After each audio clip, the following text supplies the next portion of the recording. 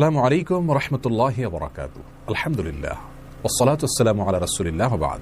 সুপ্রিয় দর্শক শ্রোতা ভাই বোন, আমাদের জীবনে এমন কিছু সময় আসে যখন দেয়ালে পিঠ থেকে যায়, যখন আমাদের নির্দিষ্ট চাওয়া পূরণ করা ছাড়া আর বিকল্প কোনো পথ সামনে খোলা থাকে না। এ ধরনের পরিস্থিতিতে আল্লাহ রাব্বুল আলামিনের কাছে আমাদের মনের একান্ত কামনা বাসনাগুলোকে পূরণ করবার জন্য একটি বিশেষ পথ বাতলেছেন আমাদেরকে প্রিয় নবী সাল্লাল্লাহু আলাইহি ওয়াসাল্লাম, আর সেটি হলো ইসমে আযম। ইসমে আযম মানে হলো মহান নাম। আল্লাহ রাব্বুল আলামিনের এই ইসমে আযম তথা মহান নামের মাধ্যমে কোনো কিছু চাওয়া হলে তিনি সেটা পূরণ করেন। এই নামের মাধ্যমে আল্লাহকে ডাকা হলে তিনি সেটাকে সাড়া দেন। এ মর্মে নবী আলাইহিস সালামের অনেকগুলো হাদিস রয়েছে।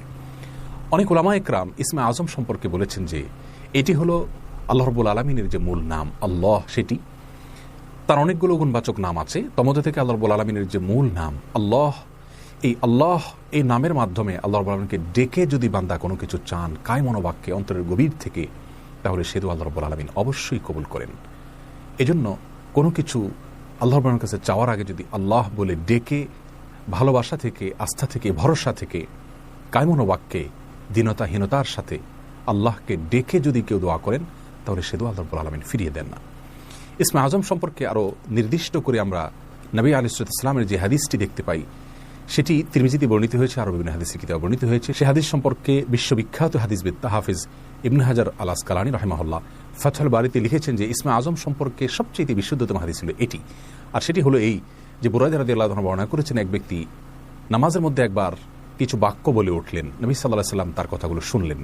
তিনি বলে উঠলেন, আল্লাহুম্মা ইন্নী আসআলুকা বিআন্নী আশহাদু আন্নাকা আনতাল্লাহ লা ইলাহা ইল্লা আনত আল আহাদুস সামাদ আল্লাযী লাম ইয়ালিদ ওয়া লাম ইউলাদ ওয়া লাম ইয়াকুল লাহু কুফুয়ান আহাদ।